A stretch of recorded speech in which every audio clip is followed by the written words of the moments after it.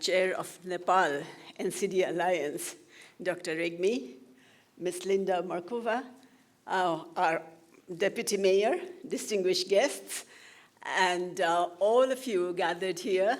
It's my great honor and privilege to be here this morning to share some of my thoughts with you. Thank you for inviting me. Actually, I don't have a written speech today. Whatever I'm going to say is out of my heart and my last decades of experience in the health sector in Nepal. This meeting is really very timely because just yesterday we were looking, the day before yesterday, we were looking at how Nepal is spending money on what kind of health programs. And the highest expenditure that we make is on NCDs and its sequelae.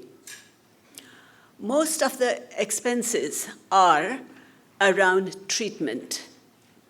And we, medical people who are gathered in this room, and many of you who are supporting NCD know that most of the NCDs are preventable. But why is prevention efforts getting less emphasis? That is a key. So as far as I was going through the 2025 meeting, the HLM, and the areas that it had focused on. I think some of them I have noted, and I thought maybe I'll just jotted it down somewhere. Yeah, it was around policy, legislation, and regulatory measures. I'm very pleased to share with you that Nepal has excellent policies, rules, and regulations around prevention of smoking, around the control of NCDs. In fact, we did the STEP survey, and we have a strong program for NCDs. We pay billions of rupees for the treatment, including cancers and heart disease and so forth. But like I said before, prevention efforts are needed. The second was around essential medicines and basic technology. I think here, I'm so pleased to see our deputy mayor here, because the other day we invited the network to Nagarpalika Mahasangh, Gaupalika Mahasangh. We had invited those along with the secretaries of various provincial secretaries of health. The thing we wanted to share was around how do we cut the cost and make sure that people get the services they deserve. So as far as Nepal's constitution goes and the rules, basic healthcare is free to everybody, all the people in Nepal. And when we say basic healthcare, what do we mean by it? It is defined by the law. And also, 98 kinds of medicines are supposed to be available to everyone free of cost. In the rural areas, we've done better because we already have an infrastructure of health posts, primary healthcare centers, and now the government is also expanding primary hospitals, be it 5, 10, or 15 beds. Those are the primary facilities where the services are supposed to be entirely free. But in the urban area, unfortunately, for urban poor and urban people in general, such services are not up to the mark, including in metropolitan cities, big cities. So we really have to do our best to improve the situation in the urban areas and make sure that health workers are available in rural areas. A government's policy has been to train doctors, nurses, give them scholarships, and when they have completed their education, to send them to remote areas to serve at least for 2 years. So that's a bond.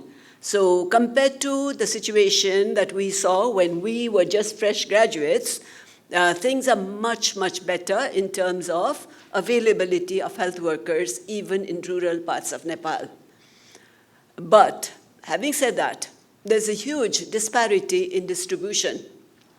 Most of the doctors and nurses, they want to go to easier facilities. As a result, some that have a high caseload don't have enough, whereas those facilities which have low caseload have more than necessary, surplus of health workers. So from the ministry side, I have been looking at the data. I've asked people to send me the data to see how health workers are distributed so that I can do a better job of redistributing them with a focus on equity. So that we are doing. But let me just, because I'm taking advantage of the presence of our deputy mayor here again, you know what has happened? We have budgeted 10 billion rupees for insurance, social health insurance, and then government gave 1 billion extra. So our purse was 11 billion to spend on, the entire health insurance program. But so far, we have spent 24 billion. And Ministry of Finance is not in a position to pay so much. So what are we supposed to do? Then I started looking at what is the situation, where the money is going, and what could we do? So at the moment, although the Constitution, the law, says basic health care is the responsibility of local governments, and people are supposed to get free care, but many people are getting insurance services, paying the insurance premiums, even at basic facilities. As a result, out of the 1 lakh rupiah, 100,000 rupees that the ceiling is, they're spending a chunk for the care that should have been free. But for the government, they are spending the cost which is already earmarked for basic health care, plus the cost that has been earmarked for insurance. So government is paying double. People are paying what they should not be paying for, and we have not done a good job. So what I have now, we as collectively, we had a big meeting where we invited everybody. I just mentioned the alliances. Unfortunately, they didn't come. So the plan is to separate basic from the insurance. So removing basic healthcare component from the insurance payment and making sure insurance is for referral care and not to be used indiscriminately, because our monitoring capacity, our IT systems are not robust enough to develop, to detect fraud and to manage claims and to make sure that people are not cheating the system. So, and those are the areas we are going to focus our attention.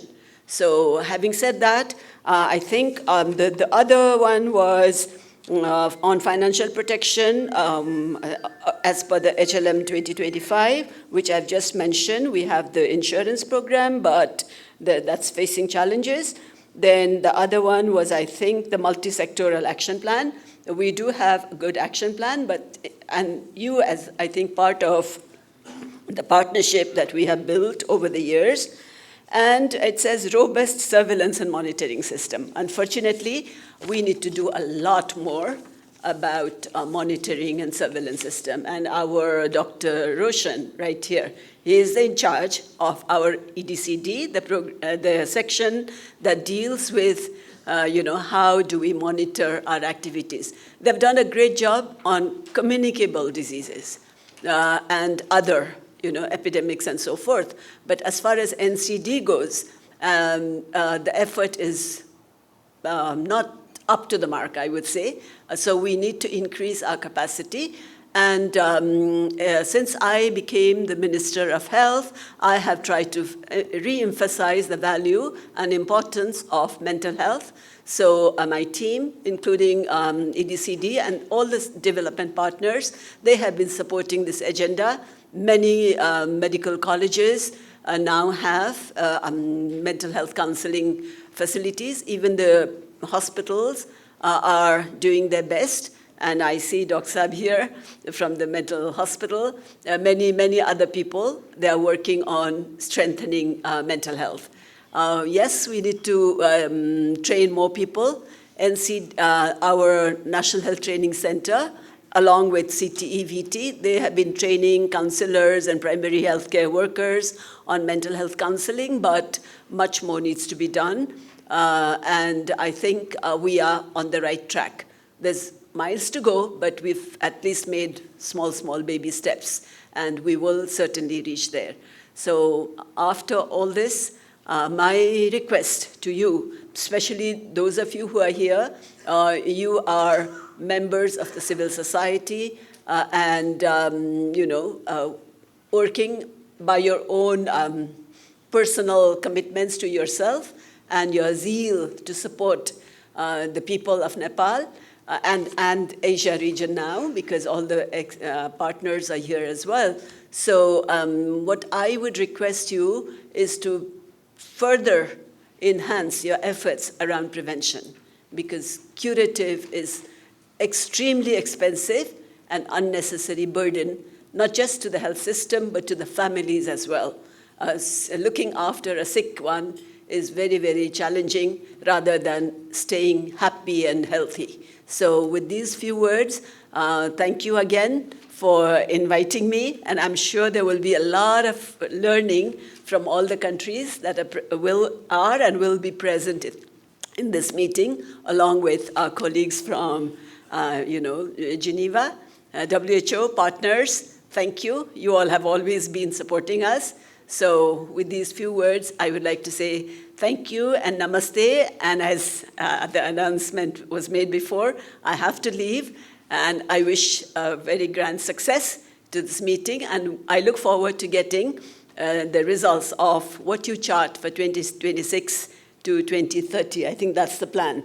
So I look forward to looking at those recommendations and making a plan to support whatever you develop. So thank you so much.